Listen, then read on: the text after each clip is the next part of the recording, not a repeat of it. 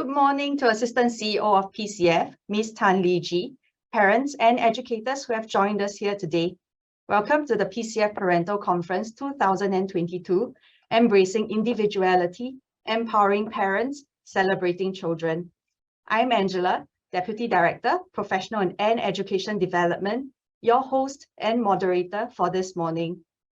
I'm so thrilled to see all of you here on this glorious Saturday morning, and I hope you are excited and ready for a full day of learning. This year, we place our focus on embracing individuality. Just as every child is unique, parents also have different beliefs and parenting styles. Today, we want to help you learn strategies to parent in a loving and supportive way while staying true to yourself. Over the next 2 days, we have lined up experts and practitioners who will be sharing practical tips and strategies to help you better support your child's learning and well-being. Apart from a series of webinars, we also offer 6 physical parent-child workshops at the National Library, where parents and children learn and practice what they learn in tandem. So just to quickly run through the programs we have today, in a while, we will be hearing from our keynote speakers, Dr. Mercy Karuniah Jesuvadian and Associate Professor Eva Lau Yi Hong.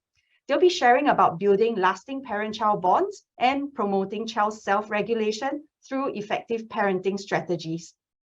This is followed by 2 panel discussions and 2 parent-child workshops this afternoon. Panel 1 is about mindful parenting, and it will take place virtually at 1:30 p.m. Our first workshop on mimicking nature to inspire inventions will also take place at the same time at the National Library. Panel 2 is on executive functions and the early years, and it will take place online at 3:30 p.m. A concurrent workshop on promoting executive functioning skills will be held at the National Library, and it will be conducted in the Malay language. So the webinars are recorded and will be available on our PCF YouTube channel a week after today's event. So I'm sure you are raring to start your learning journey today. But just before that, let's welcome the Assistant Chief Executive Officer, Ms. Tan Lee Ji, for her address. Ms. Tan, please. A warm welcome to everyone, and thank you so much for attending PCF's second Parental Conference. We are here today for 3 reasons. First, at PCF, we believe in the education of our children. Education is more than meeting learning outcomes. The development of good character is equally important. Last year, we focused on relationship building and connections, on how we can raise healthy and resilient children. This year, we will build on that focus. We will learn how to improve and strengthen parent-child relationships. Second, at PCF, we believe that when it comes to the education of our little ones, it takes an entire community to raise a child. Parents and teachers are both essential partners in making sure their children learn well, have fun, and develop good characters. That is why we continue to support parents and families with strategies, equip them with skills to guide their children, and help them achieve their best potential. That's why we are here. Third, at PCF, we believe in the growth mindset. We are like children whose minds are lit by curiosity. We always believe we can learn more, do better, gain deeper insights so we can help our children better.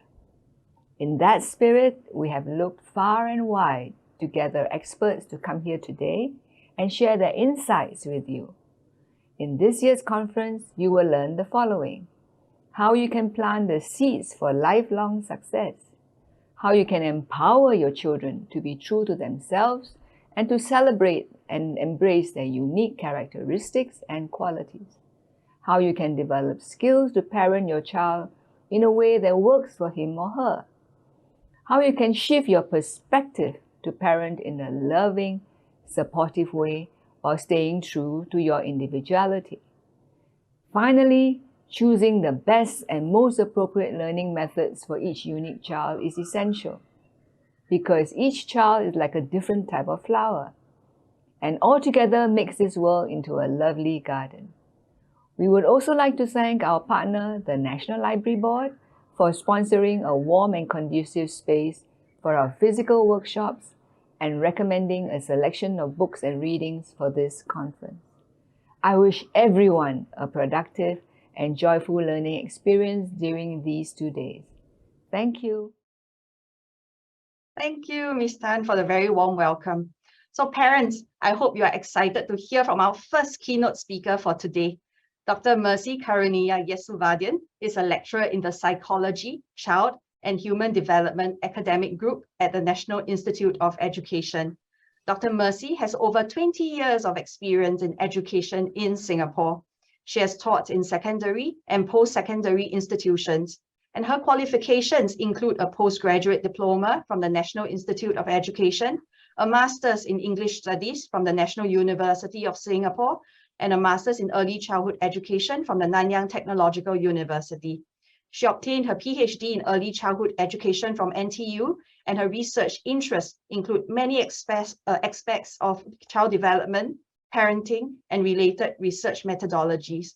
So her topic for today is butterflies and hurricanes, building parent-child bonds that last a lifetime. For our audiences who are watching the stream, should you have any questions that you might want to ask Dr. Mercy, please feel free to send your questions via the live chat box. So Dr. Mercy, are you ready? Yes, I am ready. Okay, that's over to you. Okay, thank you very much. Let me share my screen first so that everything is aligned. Okay, right. So my warm wishes to PCF staff and leadership, fellow speakers and panelists and dear parents. It's really wonderful to meet all of you virtually today. So let me begin in the interest of time. So Edward Lawrence was trying to work out how human beings could accurately predict the weather back in the 1960s, right? When he conceived of this idea of how the flapping of butterfly wings in the northern hemisphere could trigger a mighty hurricane in the tropics. Now, he was actually a pioneer of chaos theory, a branch of mathematics that was seeking to understand how outcomes of complex systems like the weather could be accurately predicted using computer modeling, right?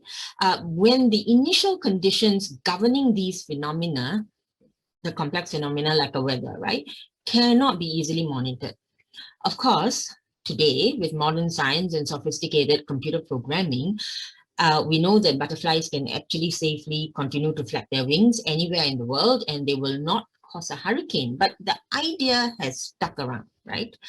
And the idea, there are two of them. The first one is small actions can amalgamate and in time enable catastrophic happenings if they are not monitored. The second one, and I think more important for us as parents and looking at the parent-child relationship, is how we seek predictive ability in order to better control our world, right? So now when we look at complex systems, parenting is actually a very complex system. Right? And parents and scientists alike have been creating models to actually explain and predict how particular constructs that are coming together in a given place and time can actually turn out the next generation of human beings. The thing is that I think as parents we must know is the models of parenting they function actually with one central caveat, that the implications of any given model in any given time, right, cannot apply to every parent and every child anywhere in the world, right? And the key thing here is the parent, even if you are a parent with 5 children, right, your impact on each of your children will be different. And even if it's the same parenting style, it's the same set of parents, same resources, same house, you would still impact your child differently, right? So for example, your eldest may actually love your hugs and crave so much of it, but your youngest will try to avoid it, right? And your middle child actually wants your attention, while your eldest teen might just, slam the door in your face, right? So it's the same parents, same house, same system, but different responses.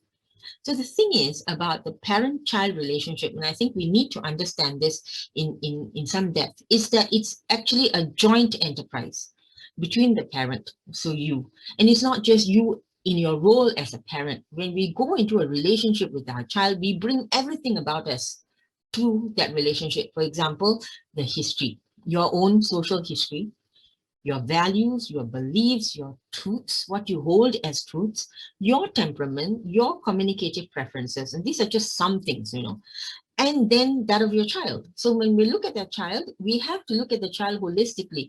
So it's his temperament, his ability to self-regulate, her ability to maybe articulate what she needs to say, her abilities, her disabilities, her communication patterns. So what you actually see is two unique individuals who are in interaction with each other. And it's the nature of interaction that forms the relationship. But before we get there, let me define the term relationship.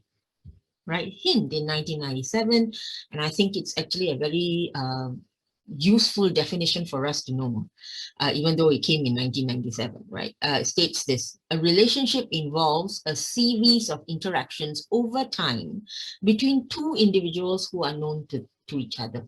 So when we look at it in that way, it means relationships fall into a range. So you could have, a relationship that's very touch and go, very surface, you might want to call it an acquaintance.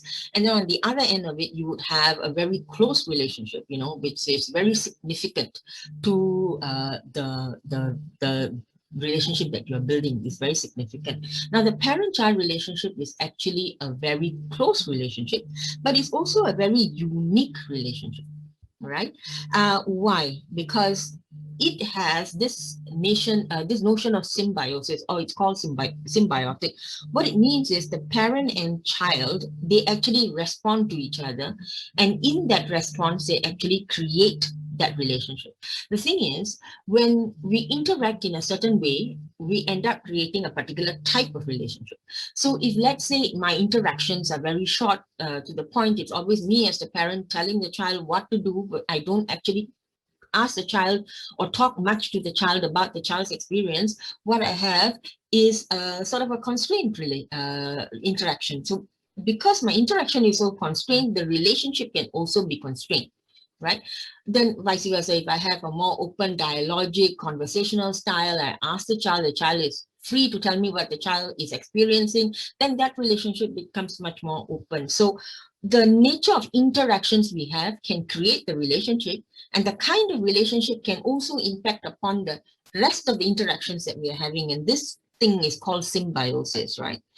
So the key thing for us parents to remember is that the shaping of a relationship is actually two ways. Your child is shaping this relationship in very powerful ways. And then when we say, oh, the child has this power to shape, we also cannot minus the genetic endowments that the child brings into that relationship, right? Because they actually contribute in how a child may process his world, right? For example, your genetic makeup, your temperament, all affects the way you actually engage and interact.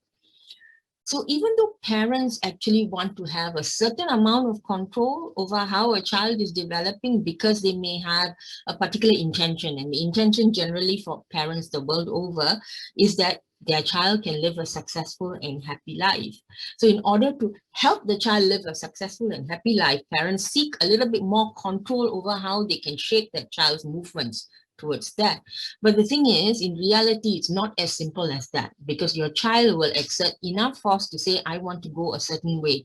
Obviously, this becomes much stronger as your child grows older, but it starts from very young, and you can see it in your 6-month-old or your 8-month-old, actually, that they want their way around in the world, and unless they are given the space to do so, they will not be able to explore their world as much as they want to, right? So this is a challenge, right? So when we are looking at the parent-child relationship, what we are seeing is it's co-constructed. And remember this, the relationship always happens within a context, all right? The cultural and ethnic understandings, like what it is to be a parent, what it is to be a child, the quality of the other significant central relationships, for example, the spousal relationship, the influence of the extended family, the affordances of one's socioeconomic standing, or lack of, for instance, lack of educational opportunities or lack of financial opportunities. All of these things impact the way a life is being lived. The thing is, as parents, we do not parent in vacuums. We actually bring our lived experiences, our social history, and our aspirations, into the relationships that we're building with our children, right? We want our children to have what we could never have. And then we begin to dream the children's dreams for them. But the thing is this, in a symbiotic parent-child relationship, there has got to be space and permission given for the children to dream themselves into being. And if they can do that, what you have is a lot of potential for growth and development, right? But if I don't, then that relationship becomes contested. So we can see, coming back to my butterfly and hurricane analogy, you can see how complex parenting actually is. Right now, if it's so complex and it has so many factors affecting it, then can we actually predict anything? Can we actually say that this is the way we can go towards building a compassionate, happy, productive young person? Can we actually do that? Right? Or should we just abandon all hope and say, okay, we'll leave it to God and let him build our child? The thing is this, everyone. The research in the last 60 years, the science of parenting, research into parent-child relationship, has actually raised attention to a few enduring elements that can help us reach this goal. And when I say goal, this is a personal goal for me, and I think it's a relevant goal for society at large. And that's the goal of enabling happy, productive, and compassionate human beings, right? And this is just a summation slide of the issues that I'm going to talk about a little bit more.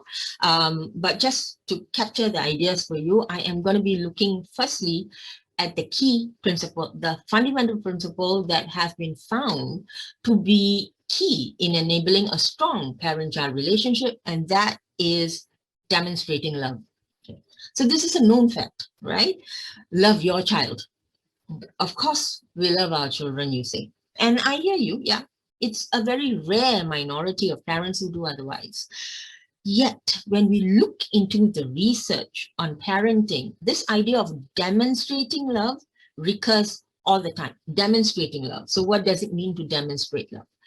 Obviously, the age and the stage of development of your child would determine the kind of love that you demonstrate. Like, for example, if you have an infant, touch is primary, and a calm, responsive mothering is vital. But if, let's say, you have a preschooler, then it's active presence, a time to play together, do things together, and have conversations about what they see around them. It could be mushrooms that grew after a thunderstorm, or it could be the moon. Like, for instance, I have a 4-year-old, and he would always notice the moon. Right? And he would say, Mom, today it's an orange moon, meaning it's round, right? Or he'd say, oh, Mom, today it's a watermelon moon, meaning it's a crescent, right? And we end up gazing into the night sky and we spot stars, and sometimes we spot planes, and we talk about it, right? The key with the preschooler is that you engage the observations that he has about the world around him. Now, if it's a primary age child, it could be doing things together, read a book together, do comics, even do homework. If we manage the homework aspect well enough, that relationship with that child actually grows far, So demonstrating love is about showing your child that you adore him, and not in words alone. You actually have to show it in deed. Now, one way we can show love is actually touch. Actually, children of all ages respond to touch. The problem is, in Asian cultures, the touch lessens as the child grows. Now, I think this can be avoided, and sensible touch, should be reinstated. But this is my opinion, right? Touch says, I love you, I care, a lot faster than words can. So nothing is as comforting as a hug, actually. So do not be afraid to show your love through touch. Now, I also want to draw your attention to two other A words. The first one is attention and action. And when we want to demonstrate love, these two things are fundamental, right? Action and attention. So pay attention to what your child is doing and saying, and do things together regularly.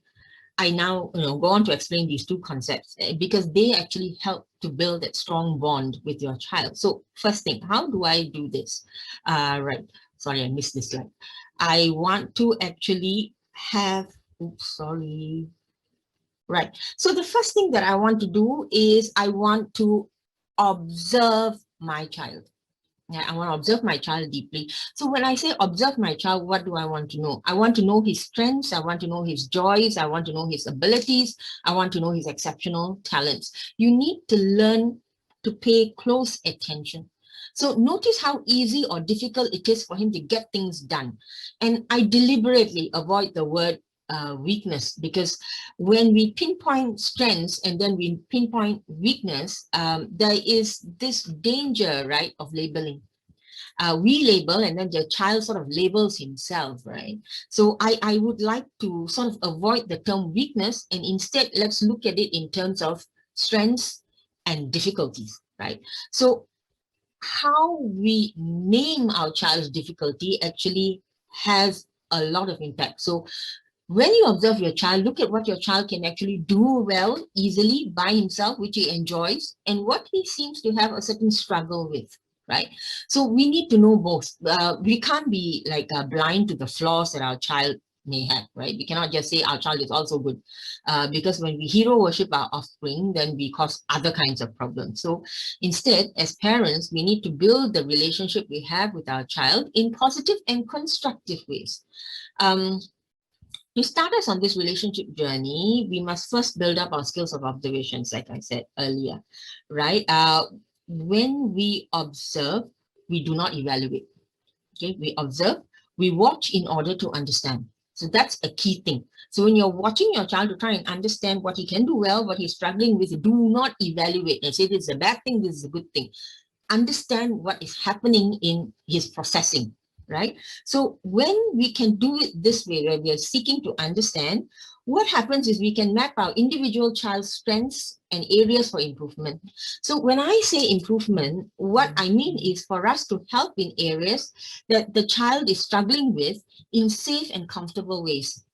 For example, if my second child is an introvert, right, loving his own space and is quite happy in his own company, I would not force him into any social situation in an abrupt way, right? Like telling him to go and play with my friend's child just because they're both at the playground, right? I may introduce the other child and ask if he would like to join her in play. I may even join in that play to sort of model for him how he could join in a group. Right now, this is important because he will need to know the social rules and to learn to play together, right? Because he cannot be a hermit on a rock island. So he needs to know. So I model, right? By doing this, I can also harness my child's own sense of observation and get him to be sociable in a safe, non-threatening way. And the key word is safe, non-threatening, right? Now, this is what I mean about being constructive. Now, when I say parents are constructive, this is what I mean, right? Now, instead, if I try to make him an extrovert, like my eldest child, for instance, then I am inviting trouble because my second child can actually reject my moves and resentment can set in. And that means if I continue to do this kind of control over him, over time, I will experience a strained relationship with my second child. Because every child, right, needs to feel that his parent knows his characteristics, respects his being, and allows him the autonomy. So even toddlers and preschoolers appreciate a parent who enables autonomy within boundaries because it allows them to safely explore their world and get to know themselves in that process. So first thing, pay attention, build up your observation skills. Second, note areas of difficulties and struggle. Next, model, which is take action. Appropriate behavior in safe and non-threatening ways. The thing is, the child must feel that we are responding to them in a sensitive manner, right? Then the next thing that we are going to be looking at that will allow us to build a strong bond, right, is open conversations, right? So the key principle that can help us in building these strong bonds is open, respectful communication. So the kind of interactions we have with our child. Again, this will also be shaped by child preference and ability. For example, some children may enjoy very robust, very loud conversations where they can speak their mind. Others don't like this emotional outburst and they prefer an intellectual, sort of rational discussion. Others may choose to speak only if they want to speak. So the point is, in all of these situations, it requires the parent to use a repertoire of skills to engage their child in conversation. The key thing is to engage your child in conversation, right? And the other thing is this, when it comes to relationship building, everyone, talk is action. Talk is action, okay? So it is only through discussion and talk we know what, engages, upsets, energizes, or even revolts our children. By having conversations aligned with our child's temperament and styles, what are we doing? We are signaling to them that we are keenly interested in their world. We want to know who they are, you know, what they stand for, and what we appreciate the effort they're putting into understanding and working in their worlds. You know, we are paying attention. All children seek validation, and attention, everyone, is a key vital ingredient to this. Now, notice when I said have a conversation, it basically means two-way language. Flow of language is two ways. Teens, especially in Singapore, share that as they move from childhood into teenage, parents actually do more monologues, leaving very little room for autonomy and negotiation. So in order for us to validate our children and instill a sense of confidence and a sense of belonging, we need to enable voice. This is another word that I think you remember. Attention, voice. Okay, so what does it mean? We need to first understand and accept that our children are competent and agentic. They have the capacity to learn, reflect, and in accordance with their age and stage of development, they can do many things on their own, right? They're competent. We need to allow them to talk about their experiences, their sense making of the people, events, and situations that they encounter. You need to allow space for them to theorize about their world and share that theorizing with you without you judging it for it. Okay, so that's important. So open, respectful conversations begin very early in life. It's not something that I do with my 13-year-old. It's something that I do maybe with my two-year-old. I start as early as I can. And parents actually model for children how to share observations, how to ask questions in respectful ways, and how to share opinions without hurting somebody else. So this kind of conversation style is dialogic, and it signals to our children that we are interested in them as individuals, not as our child, but in a person in their own right, you know, and that we have taken the time to understand them for who they actually are, then indulging in our own imagination of who we think they are. Okay, so we want to enable a to and fro type of conversation because we want them to know we value what they have seen and heard and thought about. I think it's important for us to engage them, to share with us how they are thinking about their world and what they are feeling about it, right? And when we can do this well, we actually build a very strong bond, right? Now, if let's say in their theorizing, we discern a misunderstanding somewhere, then we gently correct that, right? So now, this brings me to the last point I want to make in this very short keynote, right? And that is discipline, right?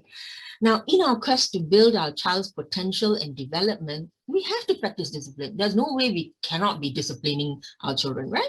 Now, discipline is very formative. The form of discipline shapes the child's, the form of discipline we put on them, right, actually shapes the child's sense of self-worth, and it can reverberate through life. What you do with them at 2, at 6, at 10, at 15, this thing reverberates through life. So you are very, very powerful in that way, right? Now, there are two types of discipline, the physical and the psychological. It's common understanding that harsh physical punishment bordering on abuse is criminal, right? We know that, and that's not helping anybody. It's not helping you. It's not helping your child. Now, discipline that causes physical harm cannot be tolerated. But I think the jury is still out there, you know, on the impact of those small taps that we give, or a little spanking that happens. And it happens world over. It's not just Asian parents, not just Singaporean parents. It happens the world over. And the research is not exactly quite conclusive on should we do it or not. The conclusion is harsh, punitive, abusive kind of physical corporal punishment is really a no-no. So that much is true. Because it reduces our children's sense of self-worth, their control over their own bodies and their abilities to make decisions, because we curtail them so much, right? And we do not want to do that. However, I want to raise your attention to this notion of psychological control measures. So we can discipline them physically, we can discipline them by manipulating their psychological sense, okay? And this is what I want to talk a little bit more about today and raise your attention to this. Now, what is psychological control measures? It basically means the manipulative techniques parents choose to use on their children to get their children to do what the parents want them to do, to get them to comply. Yeah? And examples of psychological control measures include emotional blackmail, okay, guilt induction. I do so much for you and you're doing this to me, that kind of guilt induction, you know, overwhelming imposition. You got to do this and then do that. And because I'm your parent, I'm telling you, you have to do it, you have to listen to me. Overwhelming impositions and withdrawal of love. Oh, you're not going to listen to me? I don't love you. I really can't. I just don't want to love you now. I don't want to talk to you. Just go away. That is emotion. That is withdrawal of love, and in a way also emotional blackmail. Now, when children continually experience this kind of discipline, everyone, they are impacted emotionally, and these scars can last a lifetime. It takes therapy to undo it. You need to rewire their brain in order to undo it. And we may do it in a state of, unhappiness. I cannot do my work. You're in my way. You're not listening to me. I got no time. I may do it because of that. But when I continually do this kind of disciplining, I damage my child. Okay, I damage my child. The thing is, when children experience psychological control measures for a large extent of their life, then they cannot establish emotional connection with other people, right? It can actually limit their identity development. It can severely curtail their autonomy to make decisions for themselves, right? This kind of measures actually leads to depressive symptoms later in life, and the child may suffer with anxiety for the rest of his lifetime. Okay, so it's quite serious, this one, all right? So the way we choose to discipline our children really need to be rethought out.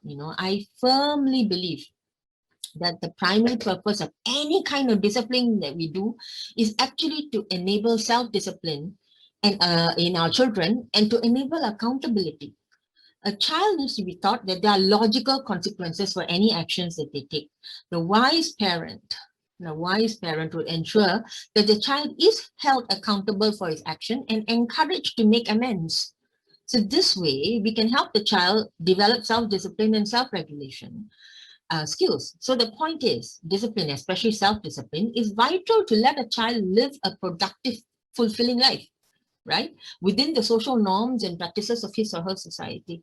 So as parents, we need to establish the ways children can manage the curveballs that life may throw at them, to effectively manage the big emotions of anger, frustration, and sadness, for instance. So how to use language to get their work done versus the fists or their teeth, we need to model this, and we need to show them how this is done. So we need to correct them when there is rudeness or hurtful words. That's the vigilance on our part. And we do this without resorting to psychological control measures, right? So that's quite important. Right, so let me sort of move to my last slide, everyone, my concluding thoughts. So now, even as I write this keynote and I review the points that I'm making with you today, I realize that this list of actions can be very overwhelming for a parent who may find herself being drawn in different directions. Her paid work, her housework, her care work, and then the child or children who mean the world to her, but she finds herself in a bind of not enough time, right? Not enough time, not enough energy, and sometimes not enough soul left, to manage this. So I find myself in this space many times within the pace of a single day. So yes, I think exhaustion, right? Exhaustion is in a modern urban metropolis like ours is really not new, right? But even so, I think we need to be aware of the difficulties of being present, aware of and sensitive to our children, each at their different stages of development. And we need to find time that we set aside for each child, and we do activities that each prefer, which means I'm saying if you have multiple children, you need to divide up your days and give sacred time that you're spending with each child, doing things that the child wants to do, talking about things that the child wants to talk about. We may do it as a large family group over dinner, but nothing is as intimate as parents sitting down with a child and spending protected time, just protected time, together, just understanding the child and sort of working with the child. And that is actually important. Now, I think sometimes it's actually much better to calendar the time in, because we just are so busy nowadays. So for me, I think each of us has to do this protected, sacred time with each of our children within the 24 hours and the 7 days we have, along with all the 10,000 other things that we have to do, right? It does not matter the quantity of time that you're filling in. I think what's important is the quality of the time that we are spending with the child. So whatever time that you have with each child, make it meaningful and memorable, right? We need that kind of connection between parent and child to build this bond that you want to have with your child. So we build unique and meaningful relationships with each of our children this way that can bear with the passage of time, right? The ups and downs of growing, and each child finding their own purpose and their own happiness, right? When we do this kind of building relationship, understanding, and working with the children from where they are, and working with the children on where they want to go, right? We actually outfit them to live a fulfilling, productive, joyous, and compassionate life. And I think that is probably at the end of it, the purpose of parenting, that we build up the next generation and we enable individuals who are fulfilled, they're productive, they're happy and joyous, and they're compassionate. They can get along and actually think for the other person. And I think that would probably be a sum up for me on how you could build these enduring bonds with your children, even though they're all different, even though your impact on each of them is so different, right? So yeah, so that's in a nutshell how we can build lifelong bonds, even though our children are so different from us and our life experiences are so different from them, right? And with that, I want to just thank you for paying attention and being with me as I took you through this short summary of some of the key points. Thank you very much. Thank you. Thank you so much for the illuminating sharing, Dr. Mercy. I'm sure our parents are thinking about how they can observe their children, suspend their judgment and evaluation of their children's actions first, right? And the issue of how to discipline in a more objective manner, I imagine it can get quite challenging for parents. And perhaps our parents watching the stream over here may also have some queries about how they can get started with that. All right, so please leave your questions in the live chat box. So next, let's hear from Associate Professor Eva Lau. Dr. Lau is Associate Professor and Associate Head of the Department of Early Childhood Education at the Education University of Hong Kong. So Dr. Lau's research examines parenting during the early childhood years. Since 2015, she has been awarded 3 external competitive grants from the Research Ground Council to fund her research. She's currently Director of the Education University Hong Kong Jockey Club School Transition and Readiness Project and has conducted over 100 sessions of parent education training. So today, Dr. Lau will be sharing how parents can promote child self-regulation through effective parenting strategies. Dr. Lau, over to you. Thank you, Angela. Good morning, everyone. A big hello from Hong Kong. And it's my great pleasure today to share with you how parents can promote children's self-regulation through effective parenting strategies. All right, one moment, please. So today I will be sharing with you what parents could do to promote children's self-regulation using different parenting strategies that you can use daily.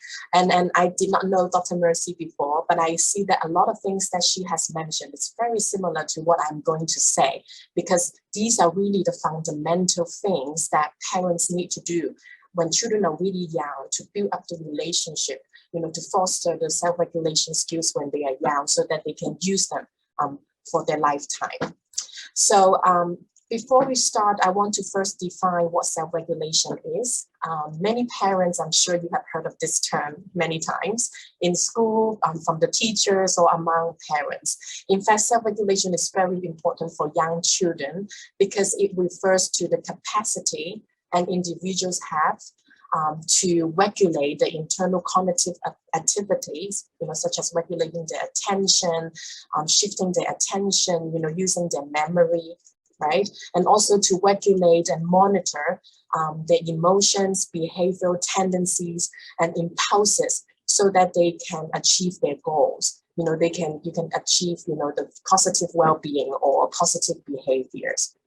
And we know from research that children's self-regulation is related to their long-term positive development, including better academic achievement, better physical and mental health, better social relationships, higher income, and higher life satisfaction. And it is not difficult to understand why self-regulation is related to all the benefits that I just mentioned, right? Because you can imagine if a child who is able to regulate their emotions, regulate their behaviors, regulate their impulses, they are more likely to be able to pay attention in school during the class, to avoid being distracted by things or doing things that they are not supposed to do in the classroom. These kids are more likely to be consistent in achieving their long-term goals. They are more likely to persist than giving up halfway. These kids are more likely to adjust their emotions when they are encountering difficulties and setbacks. They are more likely to resist temptation and delay their gratification. They can wait for longer. They can use their cognitive capacity to help themselves wait and persist.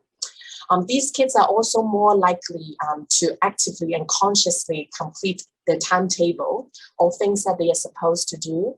When it comes to social relationships or interactions with others, these kids are also more likely to control their impulses or negative emotions, and they are less likely to get into troubles or get into interpersonal conflicts with others, and therefore people tend to like to be with them. They like to choose them as friends. So altogether, as I mentioned, because they are more likely to regulate their emotions, behaviors, use their cognitive abilities to regulate the emotions and behaviors that I just mentioned, they tend to do better in all domains of development. So since we know that self-regulation is very important, we as parents always want to know what we can do better to help them. And so I would like to introduce you to this model of what roles parents play in children's development. So the figure that you see right now, it's a model called Triadic roles of parents. So it basically illustrates the 3 different roles that parents play in children's development, and they are related to how we promote their self-regulation as well. So first of all, parents are children's interaction partners. When you are interacting with your children, when you are talking to your children, playing with them on a daily basis, they observe you. You are their role model. They pay attention to what you say, they pay attention to what you do, and they model you. They follow you, they copy you, right?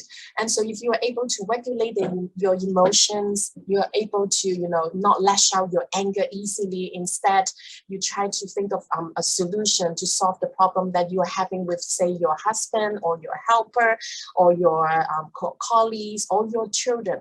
They learn from you, from your interaction, or they observe you and they learn from you. And when you interact with your children, the things you say, to communicate with them, to communicate with them, to ask them to do things that they are expected to do, you are also helping them you are sending a clear message to them so that they understand your expectation and they know what you want them to do. So these are all happening within the interaction you have with them. And so first of all, your role is an interaction partner in children's development. And secondly, you are also an opportunity provider. During their development, you provide a range of opportunities for them to develop and practice self-regulation skills, right? Instead of coercively forcing them to control their behaviors or emotions, we could instead, again, provide them different opportunities to, really try out the skills we teach them, the skills that we instruct them, so that they can develop those long-term self-regulation ability. And as direct instructor, your final role will be directly coaching them or instructing them self-regulation skills that they can use in different aspects of development. And in the following, I'm going to share with you specific strategies, specific techniques that you can use in your daily interaction with your kids. And you will see, these strategies are linked to these 3 different roles that I just mentioned. So I will be sharing with you how you can develop trust between you and your child, and communicate effectively with your children in your daily interaction with them. These are important because with our loving relationship, with our trust in your relationship with your child, you can really communicate clearly or effectively to them. Right? And when you don't have this foundation in your interaction, in your relationship with your child, it is really hard for you to instruct them as direct instructor, to teach them and coach them self-regulation skills. And it would also be hard for you to provide any opportunities to support their development. And so I will first of all talk about how we can develop trust in our parent-child relationship. Then I will share how you can communicate effectively with your child to, give them your commands, and also to point out or to communicate to them things that you want them to improve. And finally, I will share how you can provide different opportunities and how you may coach your child to support their self-regulation development. Okay. So first of all, a loving relationship is very important to build that trust. And there is no quick fix. It's no easy way to achieve that. You need to spend time together. It could be eating together. It could be reading together. You could be having a conversation together or playing together. All these things have to be done on a daily basis to build up that loving relationship. Imagine if you are only a parent who would only speak to your child when you want to discipline them. Your child is not going to listen to you, because research told us that children are more likely to comply when they have a loving relationship, when they have a close relationship with their parents. So please invest your time in your relationship. When you are having dinner, it's a time when you can have a good conversation. Before bedtime, you can have a reading with your child. You can talk to them about their day, listen to their little stories. Their stories might be short, then you show your interest by asking questions, respond to them. You can also tell them your little stories at work or during the day at home, and then you can also discuss with them. I still remember when my daughter was little. She's in year 5 right now, but when she was little, every day I come home, I don't even have time to go to the washroom, because she will be telling me everything that happened in preschool, and I will be so busy before I can do anything. I couldn't even wash my hands because she is so interested in telling me. And she continued to be interested in telling me because I showed my interest in listening to her. Now that she's older, she doesn't really tell me many little stories every day, because she tells those stories to her friends, and that's natural, right? But when it comes to having a big decision making in school, whether she wants to take up this leadership role, or when there is a conflict with her peers, she would come to me and she feels comfortable seeking my advice because of the good relationship that we have already built from the early years. Okay, so make sure you really, spend time doing these different things together as a family. It's not only about the quantity. The quantity matters, but the quality also matters. So give them your full attention, put away your cell phone, turn off your TV, and really play, discuss, enjoy these shared moments with your child. In Asian cultures, especially in Hong Kong, I'm sure in Singapore as well, extracurricular activities may be very popular, right? So we have many of these extracurricular activities in Hong Kong. And I can share with you one of my research findings several years ago. So several years ago, my student and I did a study on how these extracurricular activities may promote children's development. And we found that, yes, when parents send these kids to extracurricular activities like having a play group or learning arts or doing sports, kids tend to have better readiness for school. They have better social skills, they have higher confidence. So extracurricular activities seem to play a good role, having a good impact on children's development. But the very interesting finding in our study was that when parents are highly involved in children's development already, the positive effect of extracurricular activities that I just mentioned disappeared.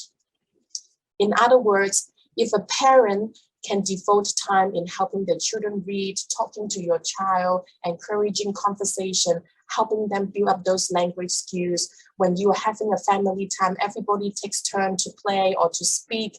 You are already cultivating or fostering those skills that they need for school. And the effects of extracurricular activities may no longer exist when you are able to do that yourself as a parent. So I think this is a very important message for parents, especially Asian parents who are a big fan of extracurricular activities, to know that your role in the early years is most important. Okay. So after having a loving relationship, it is also important that you praise your child. You praise your child to build up that trust. You want your child to know that you trusted them. You trusted in their ability and you see their efforts. Praising them is also important because you are showing your appreciation, acceptance, and recognition of your child's action, efforts, or strategies. And again, Asian parents in our culture, we often think that, I don't know if you have heard of it, but I hear a lot from the older generation or even parents in this generation that we shouldn't praise our kids. Because if you praise them, they will be spoiled. They will be thinking that I need to get a praise before I do. I mean, next time if I don't get a praise, I'm going to stop behaving well. So their good behaviors would rely on the praises that we give them. And so we are spoiling them because Asian parents, value modest. We want our child to be modest and humble. We don't want to praise their child. Do you agree? I often disagree with them because the fact is children would only rely on praises for good behaviors because they don't receive enough recognition and acknowledgement. If you are praising your child correctly, okay, not only praising them because saying that they are smart, saying that they are clever, or saying that they are handsome and beautiful, these are things that they probably can't do anything to change. These are something that it seems that these are things that they are born with. These are not things that they can change, right? Using different behaviors or strategies. And if you praise them and say that they are clever, smart, beautiful, and handsome, they would be spoiled. But if you praise correctly by praising their appreciating their actions, praising them for their contribution, being specific about what they did, that you are acknowledging them, and praise their efforts and strategies that they tried, and be explicit about their improvement. You don't necessarily have to praise them when they get 100 marks on their exam. You don't have to praise them when they get the first prize for a competition. In a competition, you just need to show your appreciation, praise them when they have an improvement. It's already enough to help your child to build up their confidence and to help them believe that they can trust you. And our relationship makes me feel more confident. Okay, so make sure you praise your child. One example for very young children could be, you can say, wow, you tidy up the toys. And you put all the toys in the toy boxes after you finish playing them. Mommy can see that. And I think you are doing a wonderful job because next time when you need to find your toys, you know where to find them, right? When your kids share food or share toys with others, you can praise them. Oh, I see that you are sharing the food. I see that you are sharing the toys. You are very generous. And you see how happy your brother is? Next time he will be sharing the toys with you too. So be explicit, be specific about their good behavior, their efforts, or their strategies. Okay. And again, I want to remind parents that when you say these praises, make sure that you are sincere. Okay. Otherwise, what you said may not be effective. A lot of time when my kids were younger, I brought them to play groups. And then in the play groups or in those, we have these restaurants in Hong Kong where children can play with different toys while parents are eating in the restaurant. And I often hear parents say, well, good job tidying up the toys for others. That's a good praise, right? Because you are being explicit and specific about what behavior you are praising your child for. But then the next thing the parent said was, well, why didn't you do that at home? I never saw you do that at home. When you first praise your child felt good about that.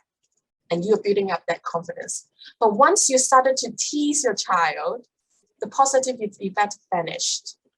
Okay. And the next time you praise your child, he or she might think that, well, I should just ignore that comment because my parent is not sincere and I shouldn't take that seriously. So please, when you praise your child, be sincere, be specific, and really show your attention, show your appreciation so that you can build up that trust and confidence in your relationship and in your child. Okay, so once you have that trust, we can then communicate. We can use some communication skills to communicate with your child. These communication skills are important because it helps us to communicate to our child about our expectation. And it also helps our child be more receptive in case we are telling them there are things that we want them to improve or there are misbehaviors that you are concerned with. So the first skill that I want to teach you is to give very effective and clear commands. A lot of time, parents may be giving ineffective commands such as these. Don't be mean. Stop that. Don't grab. When you are framing your commands in a negative way, it's very hard for young children to know exactly what they need to do. Because if you tell them to stop, if you tell them to don't be mean, don't grab, all they know is I should be stopping the thing you said, but I'm not sure how I can be better, right? Because there are two steps involved. You're telling them to stop this, but you should be also telling them what they should be doing instead. Some parents might say, be kind, do faster, be clever. Again, these are framed in a positive way, but still they are a bit ambiguous. So children might not know exactly, again, what I should be doing to be kind because I'm not kicking my brother.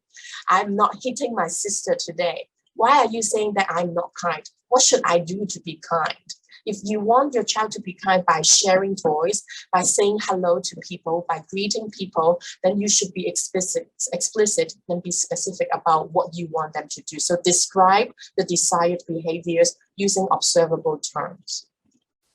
Another communication skill that I encourage parents to do is to avoid using negative labeling when you describe your child's misbehavior. Because when you are using negative labels such as lazy, you are stupid, you are annoying, or you stole your brother's toys, you are disobedient, you are impolite. When you hear these negative labels, immediately children will become defensive and they would no longer be open or receptive to the comments or recommendation that you are going to make. So try to describe the event and or behavior objectively. If you think your child is lazy because he did not study today, simply describe the event. You can say, well, you did not practice your piano today. Then you may suggest what your child could do now. If you just simply say, well, you are so lazy, you never practice your piano, your child would think, well, I practiced my piano 5 days ago. I'm not lazy. What you say is not correct. So I'm not going to listen to you. You see how they can be defensive. So to avoid them being defensive and to encourage them to be more receptive, please describe the misbehavior or the things that you want to bring to their attention, again, objectively and using observable terms. And once you have described the event or behaviors that you are concerned with, we can use a skill called active listening. This is an important skill that I want to introduce to parents because it helps parents to listen to the child.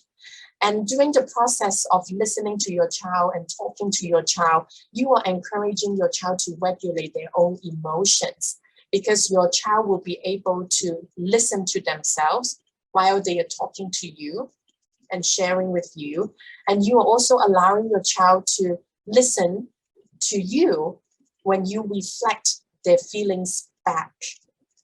It seems construct, and I will use an example to illustrate this. So basically, in active listening, what you need to remember is you need to first listen to your child. For very young children who are not able to articulate themselves very well, you should pay attention to their nonverbal languages as well. And then you can show your empathy. But I would highlight that showing empathy does not necessarily mean that you agree with their behaviors. So when a child hits his brother because he's very angry, you can show your empathy by saying, I understand that you were angry because you didn't get the toy you want. But by saying that, you do not necessarily agree with their behavior, which was, hitting his brother. Okay, so showing empathy does not mean that you agree with the behavior, but by showing your empathy and reflecting back to the child what you heard the child saying and reflecting to your child what you think the child is feeling, you are helping your child to get a better understanding of their own emotions. And you are also showing your child that I listen to you and you can trust me and you can share more. And so this strategy is similar to the communication strategies that I just mentioned in the last slide, that you are encouraging more sharing and then encouraging your child to be more receptive and open in this conversation. And you are also building the trust in your relationship with your child as well. And once we use active listening to handle the child's emotions, we are more likely to be successful in handling their behaviors later on. Okay, so I will be showing you a video very quickly to give you an idea of what I was mentioning about addressing children's emotion first. So in the following video, this is a video that our university did last year, 2 years ago, inviting parents to come into our university to engage in some activities. And in this particular video, or the short clip, you will see that the little boy in the middle had an emotional meltdown. He had a meltdown during the play. And I want you to pay attention to the skills that the mother used to manage his emotions, and you will see whether it was effective or not. And to just give you a heads up, the mother did not use active listening in these scenarios. Okay. 等先，未開始啊！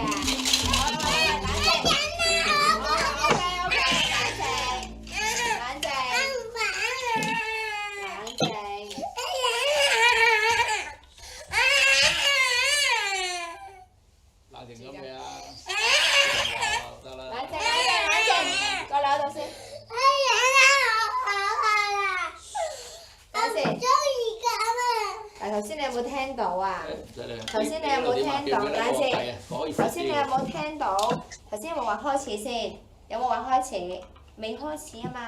咁未開始，我哋要將啲 lego 全部擺喺度，平均地分配嘅。點樣？你講先，俾你講先。好，俾你講。你要點樣？有衝突，俾佢哋試下解唔解，你先至入手。So I don't know if you see in the video, the mother kept saying, calm down. She tried to calm the child's emotions, but it was not successful because the mother did not use active listening. She did not address the child's emotions. She did not label the child's emotion. And therefore, in that situation, the little boy felt that you did not understand me. And so I'm not able to calm down because my emotions have not been addressed. So after that scenario, we coached the parents and we told her, well, we want to introduce you to this active listening skills. What you need to do is very simple. You have to pay attention to the emotions your child is experiencing. And I want you to label that emotions, reflect to your child that you understood why he is being upset. Okay, and so in the following short clip, again, the same family, they engaged in an activity where they have to use limited resources to complete the task. And again, this little brother had another meltdown. But this time, the mother used the active listening skills we taught her. And I want you to see the contrast in the outcome, all right?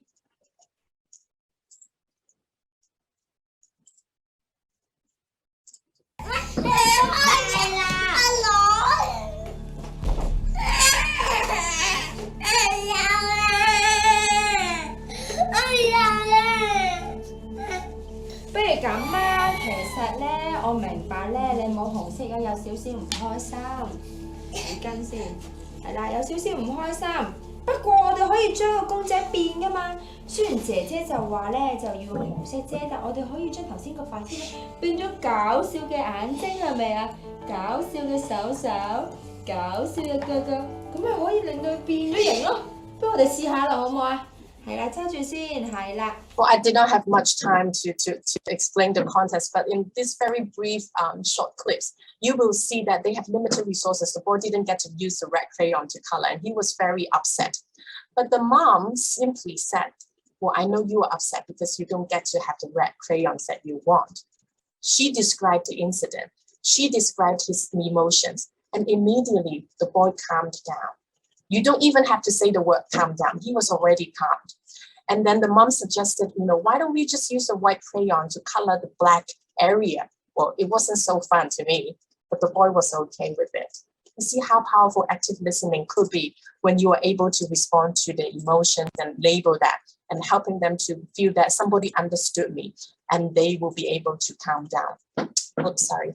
So just now we talk about this. I will give you another scenario so that you get a better understanding of what I meant by active listening and how you can use that in your context at home. So in this scenario, grandparents are visiting, the child slams the door after leaving the living room. Quite embarrassing, right? So if the parent was angry and simply said, well, why did you do that? You were so impolite. Well, you were using a negative label. And immediately the child felt, well, I don't have to communicate with you because you don't understand me. No trust in our relationship.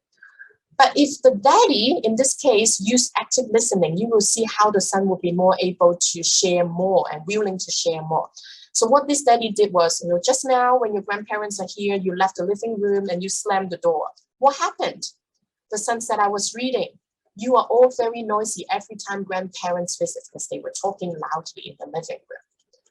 Because the father used an active listening to describe he simply described the behavior without using negative label. The son was willing to share more. And now this is an opportunity for the fathers to use active listening by reflecting back the feelings and meaning in the conversation before. So what this daddy said was, you think we were too loud, making it hard for you to concentrate on reading. That's why you are angry. And the son said, yes, you were always talking for so long and ignoring me. So I decided to go back to my room. All right. Now the son is sharing more. So the daddy said, you were sad because we were chatting and not playing with you. It wasn't just about them talking loudly, you see. It's also about them ignoring him and no one playing with him, and he felt lonely and bored. Right? And so the son said, yeah, I was so bored. I was reading alone and you all neglected me. At this point, pretty much the son's emotions are addressed. But that's not the end of it. I'm not telling parents to use active listening and to just leave the behaviors there. I'm saying we need to first address the emotions. And once we get to this point where we have a mutual understanding of the child's emotions, and when the child feels like you understood him or her, then we can move on to do other things to support their development in the self-regulation domain that will support their long-term self-regulation. And the first strategy that I will introduce you is called induction. We will use the example from before, okay? So the scenario again is grandparents are visiting, the child slams the door while leaving the living room. So after you have addressed the emotions, now you can point out the misbehavior, okay? So slamming the door is not an appropriate way of expressing yourself, although you have explained to me how you felt lonely and boring, because your grandparents will feel unwelcome. So you are showing your child how it affects others, and that helps them to build up their empathy as well. And then instead of telling your child what they need to do now, instead of telling your child, you need to go apologize or you should never do it again, guide your child to brainstorm alternatives or what they can do to make it up. So let's think of ways to let your grandparents know how you feel. Or would you suggest things that we could play with you next time so that you won't feel so lonely? But some board games or some games may not be familiar to your grandparents. So let's brainstorm what we could do as a family so that you won't feel so left out. But you need to help think about it together. So identifying what the misbehavior is, explaining how it affects others, and then in the end, coaching your child, guiding your child to think together what they could do instead next time. And in this process, you are coaching or co-regulating with them to develop their self-regulation skills, because children are receptive to your comments and suggestions. And at the same time, you are helping them to think in a way that, next time when I'm alone, when I'm experiencing frustration, what can I do to regulate my behaviors and emotions, following, what my parents taught me or coached me the other day. Let's use one more example to help you understand. So in these scenarios, others are playing with the toys, but your child has been waiting for a long time and it's still not her turn yet. So she became very upset and impatient and hit the others who were playing the toys. So the misbehavior in this case would be hitting others is not acceptable.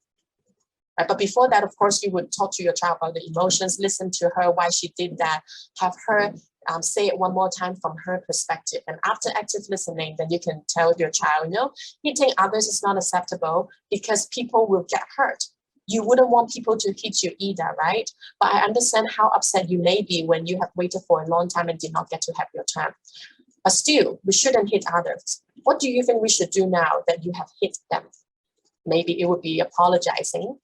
And you could also teach your child to think about what she could do next time while she is waiting and became impatient. So that next time, there will be a lot of occasions where they don't get to have the things they want and they have to control their impulses. And so this will be a perfect occasion for you to brainstorm alternatives, behavioral alternatives with your child. And sometimes it would also be useful for children to experience some consequences of their behaviors so that they would be a better decision maker. These consequences are not punishment. These are consequences I'll explain these two consequences. Okay, so the first consequence is natural consequences. They are natural and immediate result of the behavior. Parents won't need to do anything with it. You just have to remind them before and after of these consequences. For logical consequences, they are logical and reasonable consequences imposed by parents. But still, they are different from punishment because children choose to experience them. You are not the one who punish them because of their misbehavior. I will give you some concrete examples. So the scenario here is a very young child refuses to go to the toilet because he's playing a lot of things in the living room or playing with his friends. He did not want to take the time to go to the toilet. And in the end, he wets his pants. A natural consequence in this case would be wetting the pants and having to go to the toilet and ending up with less time to play outside. So what the parent needs to do is to simply remind the child, well, you need to go to the toilet now. If you don't, you would end up having to take a longer time to change your wet pants in the toilet. And then when it actually happens, then you can tell your child while you are changing him in the toilet, see, mommy told you, if you don't go to the toilet when you needed to, you will end up wetting your pants. And now we are here changing your pants. Can you hear your friends playing outside? You are missing the fun time. So next time, remember to go to the toilet when you have to, before you wet your pants. So you are not punishing your child. It happens naturally, but you reminded him before and afterwards so that he can be a better decision maker next time. A logical consequence in this case would be that the child needs to help clean up the pants, or if they wet the floor, they need to help clean up. So this is not something that we like to do, right? We have to clean up. So this is a logical consequence for them to experience so that if they want to avoid this behavior or this consequence next time, they would have to go to the toilet before they really, really have to wet their pants. Another scenario with homework would be, the natural consequence would be feeling anxious. This is a natural psychological consequence, right? Feeling anxious at school because they did not complete the homework, and the teacher would be upset because you did not do so. And so the anxiety would be a natural consequence. For logical consequence in this case would be, the child being unable to watch TV or having less time for TV because they were not able to complete the homework on time according to their timetable. So these consequences, like I said, are different from punishing and threatening children because the child, instead of the parents, are the one to make the decision and to bear the consequences. And what the parents' role is simply to facilitate their understanding of the logical link between the behavior and the consequences. So the decision lies on the child. And it won't hurt your relationship with your child because this is not punishment. They experience them because these are natural and they're logical. And finally, I will just very quickly introduce you to some other things that we can help our children develop their self-regulation skills. Having a good routine would be important. You know, this is a timetable that we give out in my project. We give out to all primary 1 kids in Hong Kong to encourage them to develop a timetable. And you will see there are 4 different colors. Although they're in Chinese, you can read from the graphics that, you know, we want them to have something that they do every day for self-care, you know, waking up, sleeping, packing school bag, doing houseworks. We also encourage children to study, right? These are things that they need to do every day. We also encourage them to exercise, do free play, go to the park. These are the green activities. Also, the pink activities are important, having parent-child time, parent-child reading, conversation, and play. So if you can facilitate good routines at home, children are more likely to regulate themselves and see how they are able to manage their behaviors. And sometimes these timetables are important because they are good visual aids, visual reminders to remind kids what they need to do.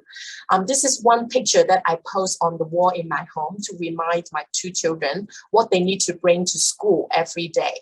So having these different visual reminders at home will help them remind them of the good behaviors and to regulate themselves. So this is the packing list. I also put a tape on the floor at home to remind them what is 1.5 social distance that they need to maintain in school, because that's what the teachers want us to do.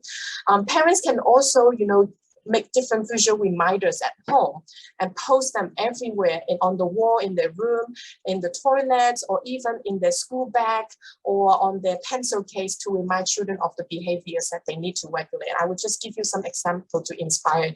So these are the pencils that we give away in our project to remind kids what they need to do during recess. So we don't have a lot of words. They are pictures, drawings. This is a ruler to remind kids what they need to do to pay attention in school, because sometimes if you tell them to pay attention, they don't understand what is paying attention. You know, if you show them, you need to look at the teacher, open up your ears, zip your mouth, don't play with anything else on your table, you know, sit up and put your feet on the ground. So this is how you pay attention. And if you have something to remind them, you draw them on the paper, you put them up on the wall, it will better help children to remember and regulate their behaviors. This is a folder telling them what to pack for school bag. We have some door sign for reminding them what they need to prepare before they do homework, reminding them to do housework. You know, children who do housework are more regulated, and because they can develop a sense of responsibility and empathy. We also remind them what they need to do when they are taking a break from doing homework or from studying, from learning. And these are static stickers that they can put up on their window.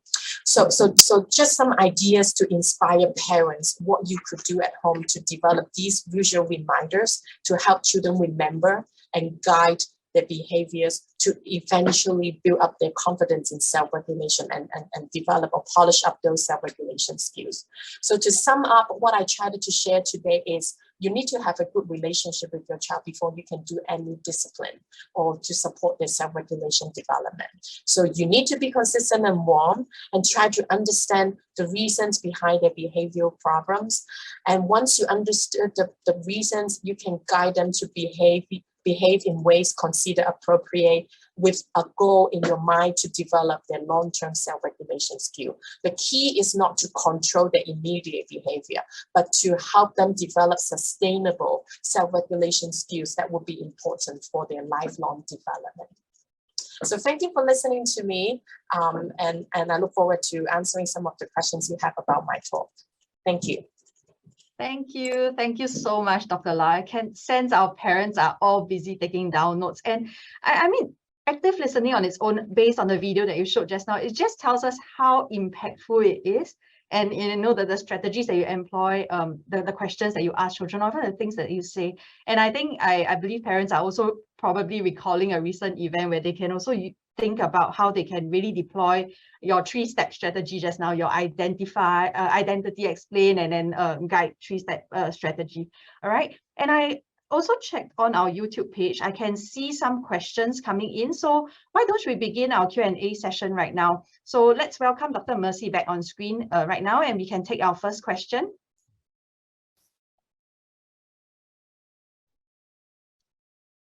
Right. Okay, so this question is, how can we maximize the little pockets of time that we have with our children?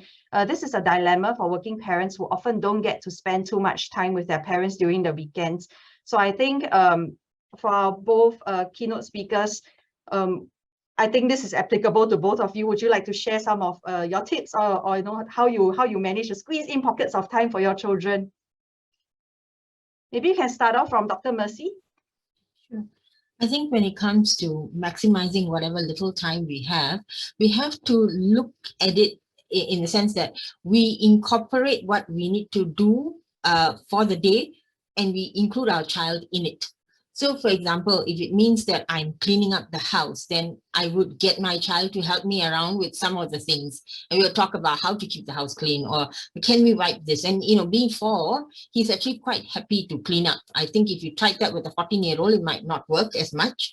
But with a 4-year-old, it's actually quite easy because he can follow you around. He's happy to help with the cleaning. So I think look for the activities that needs to be done over the day.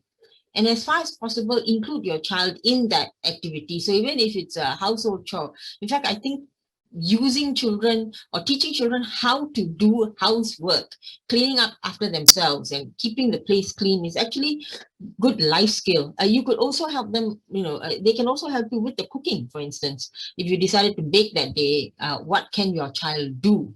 So it's doing things together, it's talking about things together, and it's being together. Right?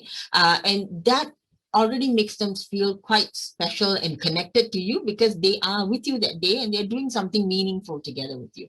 So that's how I would maximize whatever little time I have by, you know, including the child in reasonable ways. That's one way we can do it. I totally agree. And I also just add that, you know, paying full attention into very limited quality time you could have with your child is very important. So like I mentioned in my talk, if you can have a lot of time spending with your kids, you know, make sure you spare at least 20 to 30 minutes with them. It could be reading, it could be talking, it could be just doing things together, but during those 20 to 30 minutes, you give all your attention to your child. Pay attention to what they say, respond to them, engage them in the activity. And I think that 20 to 30 minutes will be more valuable than you spending 24 hours with your child a day while you're doing things independently. Thank you. Right. Do we have another question?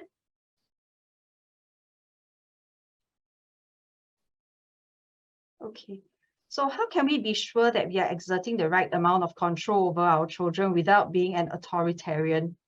So I think, Dr. Mercy, you spoke about discipline, right? Or I think on the last slide on your deck. So I was just wondering whether you would be able to take this question. I think when you're looking at the right amount of control, it very much depends on the issue that we are dealing with and the child that we are talking to, right? Authoritarian basically means simply, I, the parent, I know everything. I tell you, you do exactly what I say. If you don't, I will send you on a, you know, whatever list of punishments I may have, which will force you to comply. But instead, if I want to, I want them to get into a particular behavior that I want them to do, the best thing for me to do is to ensure that first I find out what went wrong, like why were they behaving in a certain way, what caused that outburst, for instance, right? And that it dovetails very much with what Eva was saying earlier. We find out from the child's perspective what was going on with them, try and understand why they may have you know, behaved in a certain manner. That's step one. Then we ask them, how else can we do this? So if you have an older child, that child can tell you how else that can be done. Like, you know, I could have done this differently, or I was very angry. I may needed, I maybe needed 20 minutes and I'd be okay. And then I can come back and do it. So there are alternatives that the child would do. And I think when you're wanting to build up a close relationship with the child, you need to have two aspects to it. You need to ask the child why the child did what the child did. So the theorizing that the child have, you know, and sort of encourage the child to share the emotions with you. That's one. And the second thing is to ask the child, okay, what you did was not correct. I may explain why I think it's not correct. And then I ask you how I think we can solve the matter. And what's important is we would have already set a boundary with our child on what the child can do and what the child may not be able to do, right? And normally children will push that boundary. They will push that boundary to see how far they can go, right? So it's important that we bring them back to the boundary and we remind them why certain things were not, that certain things cannot be done. And in order to hold them accountable for the behavior that they did, I would enact my logical consequences. I would say, okay, because you did this, this is the, the end product of that problem that you caused. Now, this is how I think we need to solve it. But before I tell you how I think you can solve it, tell me how you think you can solve it. But I hold them accountable, you see. That way, I don't become authoritarian. I give them the space to tell me what they're thinking, why they think they did it, or how they can improve it. I actually give them the autonomy in a way, but within the boundaries. So it doesn't come across as, I'm the parent, I tell you, you just do. I don't care what you're thinking about. I just tell you, you do it. I think that's how we avoid it. It's the space and the negotiation that we have to do, while at the same time, you got to hold them accountable for what they did not right. And if we do not hold them accountable by giving them the consequences, then it becomes that much easier for them to break the rules all the time, because that's what they will do. They'll push and see how far they can go. And if we don't hold them accountable, they'll break it again. So it's the thing about accountability, but within reasonable bounds. I mean, that's my take on it. I understand that Dr. Lau also has a slide on key points on discipline. So you also mentioned that parents should understand the reasons behind the child's behavioral problems, right? And to guide them to behave in ways that are considered appropriate. So would you have some more tips to share with our parents just on that point? No, but I think what you mentioned about the last point on my PowerPoint, it's important, because a lot of time the solution might still be the same. What you want to coach your child might be the same, sometimes regardless of the reasons, because hitting others is definitely not okay, right? But if you could be able to understand why the child was hitting others, you are engaging in the process of, asking your child, asking her to share her perspective. And again, in this process, the child is listening to him or herself, the reasons why I was so angry.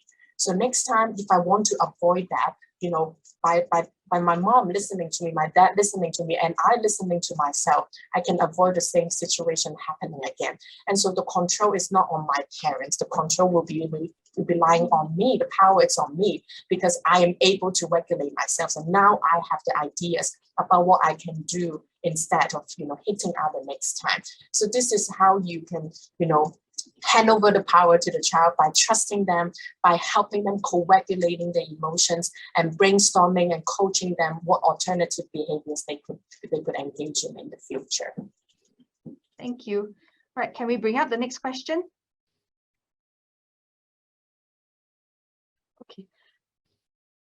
Okay, so if parents are also angry and they are struggling to self-regulate themselves at that given moment, is it better to walk away and revisit the issue later? And will that result in the loss of a teachable moment for the child?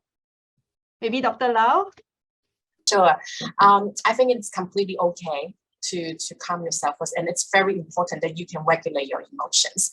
But we want to avoid making the child feel like my mom does not love me, or my parents do not love me, they're walking away from me. You don't want to develop that sense of insecurity by just simply walk away. So before you walk away, you can say to your child calmly, I need a moment. Daddy is very angry right now. I need a moment so that I won't be doing things to harm our relationship. I will be back in 15 minutes. And when I come back, let's talk about it again. So I think if you are able to articulate that to your child, you're not only modeling emotion regulation, you are also avoiding to develop a sense of insecurity. And when you walk away, usually when you can calm your own emotions, you can better communicate with your child. And by walking away for that brief moment, your child will also be able to, echo in their head, what just happened? Why is daddy angry? What did I just do? And so when you return, if you're not going to return after 2 days or 3 days, it will be okay. Just make sure that you can be able to communicate with your child what just happened within the same day. They won't lose the memory, and you won't be losing the teachable moment. Thank you. Right, can we bring up also the next question? I'm mindful of time. I think we can take another 1 or 2 more questions. So how do we determine when to praise? Will it result in overpraising and praise loses its essence? So I think Dr. Lau spoke about it in her deck as well. Dr. Lau, would you like to elaborate on this? Never. You can never spoil your child if you praise the way I just explained. So you praise your child in a concrete ways about what they have done, so that they can understand from your praise what they can sustain, how they can sustain, and how they can keep up the good work. And because I praise my own children a lot, when my son was very young, he even praised himself, I feel good because I helped others. Well, he did not say I feel good about myself because I'm smart. Right? He said, well, I know what I did well. And so next time, if he wants to continue to feel good, if I want my parents to continue to praise me and acknowledge me, I know what I need to continue to do. So I don't think, like I said in my talk, you won't be praising your child to spoil them if you are praising correctly by describing their efforts, by describing their strategies, by describing their behavior, and be sincere. Thank you. Okay, right, I see we have another 2 more questions. Shall we answer both questions as well? Yeah. So, okay, so would you be able to share some examples of positive language? So I guess this relates to praise as well, or even when you start disciplining your child, how do you phrase it in a way where it's not mean to them or doesn't hurt their feelings very much? So maybe I open this to Dr. Lau first. Yeah, well, I'm not sure what the question about positive language is about, but from my perspective, my perception is that you could display positive language using verbal and non-verbal way. So if you want to display, show your child your love, you can hug them, you kiss them, you make eye contact. These are the non-verbal way of expressing yourself positively. You could also use the strategies we introduced in our talks, praising your child, or when you have something that you want them to do, frame them in a positive way, a concrete, observable terms. And also, I would just say that, spending time with your child, like we have been emphasizing, would be another way for you to be able to really channel those verbal and non-verbal languages to your child. I think I agree. Language is verbal and non-verbal. I think some of the struggle that parents have when we say positive language is they tend to look at it in the, the general words that we use. You are so good. You are so nice. Those words sometimes don't mean much to the child. So I think when we say positive language, we sort of break down those concepts. So when I say you're good, actually, what does that mean? Right? So I might say, okay, it was good that you picked up your toys.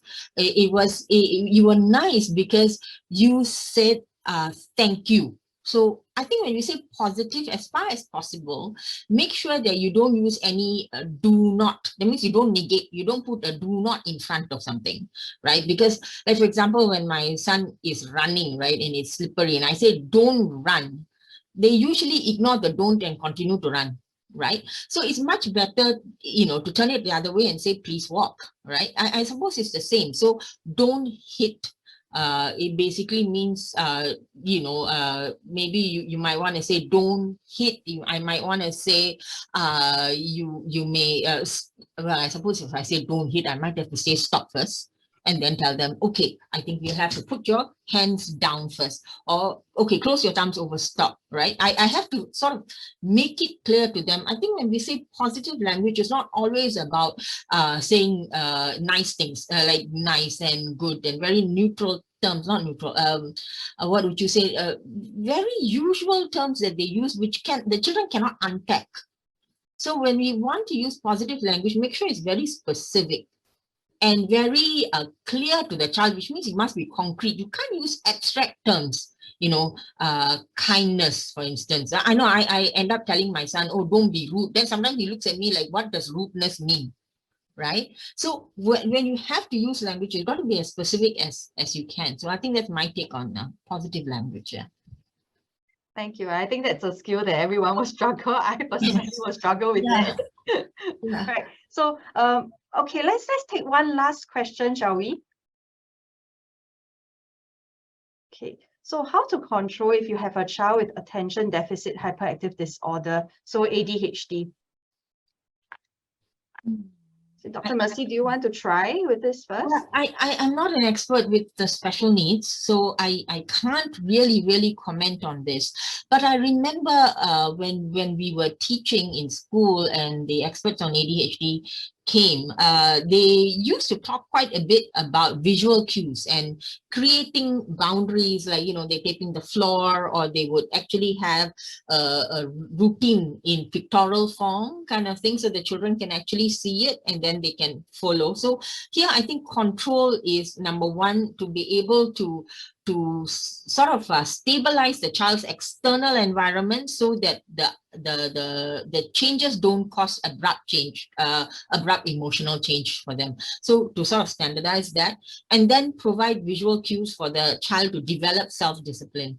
I think when you look at it in terms of a control that is imposed from outside, it gets harder when you are working with a child with ADHD. When I try to impose control on them, it needs to be in a way that I empower them to go into a place of self-regulation. But I'm very sure Eva would probably have more to say on this. Thank you. I'm not an expert in SCN either, but I agree with what Dr. Mercy just mentioned. Because from this question, it seems that the child has displayed certain misbehavior that you want to control or keep it down. I would say if you are not trying to control the behavior at the moment, what I just mentioned in my talk can be applicable to children with special needs, particularly those with ADHD as well, because they will need you to build that relationship with them, to trust you, to be able to listen to you, and to be able to understand your commands, and be able to develop that long-term regulation ability.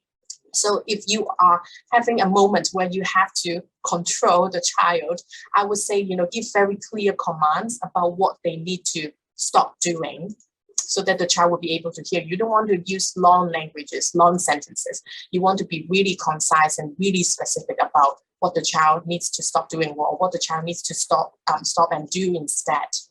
And again, visual cues and visual reminders that I mentioned at the last part of my talk is also very relevant to kids with ADHD, because sometimes they may not understand what you are trying to say. They don't understand what you want them to do. Having these visual cues will help them to visualize as you talk about them, about these rules of proper behavior. And having these visual cues will remind them, what they need to do with the absence when the parents are not around. So reminding them, teaching them so that they won't forget. And when they have these experience where they are able to follow the rules and follow the guides, they will again develop these confidence. While you praise them, giving them these positive reinforcer, they will be more likely to engage in the same behavior again in the future, and to avoid, behaving in a way that concerns parents or teachers. Thank you, Dr. Lau. So I do see that it's Miss Jacqueline who asked this question. Maybe you might be interested in the panel that we are hosting tomorrow, which is one on effective communication with your child. So we invited Associate Professor Kenneth Poon from NIE. He will be covering a topic on positive communication when managing challenging behaviors. So he's an expert in inclusion. So I guess he will be the best person to answer your question tomorrow. Yeah. Okay, so thank you so much, Dr. Mercy and Dr. Lau, for all that learning and all the insightful tips shared.